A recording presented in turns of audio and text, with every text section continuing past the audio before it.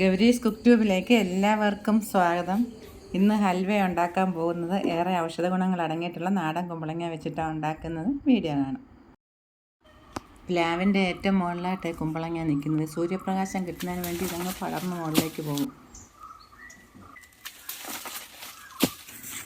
കുമ്പളങ്ങ നല്ലപോലെ വിളഞ്ഞിട്ടുണ്ട്. നാടൻ കുമ്പളങ്ങ ആയതുകൊണ്ട് ഇതിൻ്റെ തോടിന് നല്ല കട്ടി, അതുകൊണ്ട് മുറിച്ചെടുക്കാൻ കുറച്ച് പാടുണ്ട്.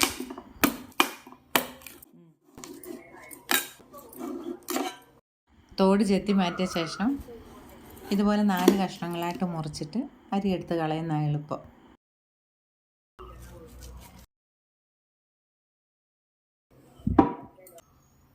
തോടും അരിയൊക്കെ കളഞ്ഞ ശേഷം കഴുകി വെച്ചിരിക്കുന്ന ഈ കുമ്പളങ്ങ 1 കിലോ ഉണ്ട്.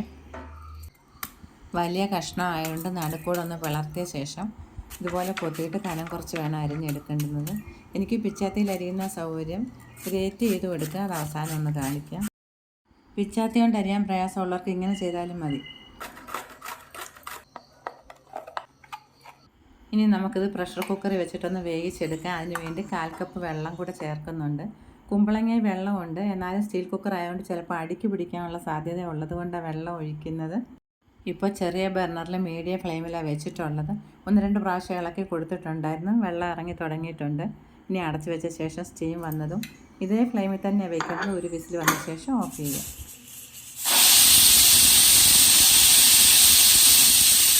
പ്രഷർ കുറഞ്ഞ ശേഷം തുറന്ന് നോക്കാം. ഹൽവയിലേക്ക് ചേർക്കുന്നതിന് വേണ്ടി മീഡിയം സൈസിലെ വിളഞ്ഞ ഒരു തേങ്ങ തിരുവി വെച്ചിട്ടുണ്ട്. ഇനി ഇതിൻ്റെ പാലെടുത്ത് മാറ്റി വയ്ക്കാം. ഒരേ ഒരു വിസിലാണ് വെച്ചിട്ടുണ്ടായിരുന്നത്. കുമ്പളങ്ങ നന്നായിട്ട് വെന്തിട്ടുണ്ട്. ഇനി മിക്സി ജാറിലിട്ട് നന്നായിട്ടൊന്ന് അടിച്ചെടുക്കണം. ഇനി നമുക്കിതിലേക്ക് ചേർക്കുന്നതിന് വേണ്ടി 250 ml കപ്പിൽ 1/2 കപ്പ് വറുത്ത അരിപ്പൊടി, പുട്ടിനും ഇടിയപ്പത്തിനൊക്കെ ചേർക്കുന്ന പൊടി തന്നെ, 1/2 കപ്പ് കോൺഫ്ലവറും ചേർക്കുന്നുണ്ട്. ഇനി ഇതൊന്ന് കലക്കിയെടുക്കുന്നതിന് വേണ്ടി നമ്മൾ ഇതേ കപ്പിൽ തന്നെ 3 കപ്പ് വെള്ളം ഒഴിക്കുന്നത്. തേങ്ങാപ്പാൽ എടുത്ത ശേഷം ലാസ്റ്റിലത്തെ വെള്ളമാണ് ഇത്. ആദ്യം 1 കപ്പ് വെള്ളം ഒഴിച്ച് കട്ടയെല്ലാം ഒന്ന് കലക്കിയെടുത്ത ശേഷം പിന്നെ 2 കപ്പ് വെള്ളം കൂടി ചേർക്കാം.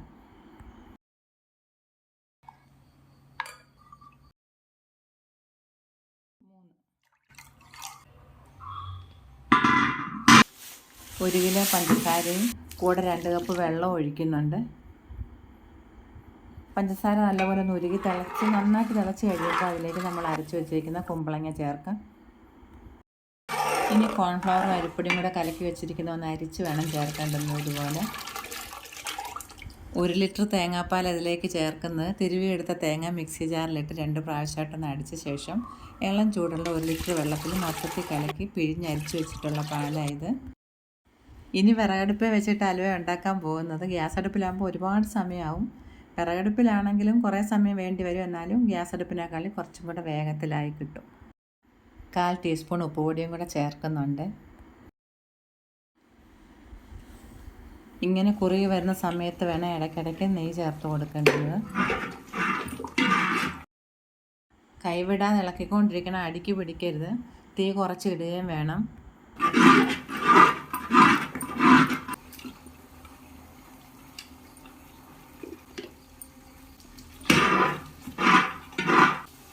ഇപ്പോൾ തീ നല്ലോണം കുറച്ചിട്ടുണ്ട്. ഓട്ടുപാത്രം ആയതുകൊണ്ട് നല്ല ചൂട് നിൽക്കും. തന്നെയുമല്ല അടുപ്പിൽ നല്ല കനലും ഉണ്ട്.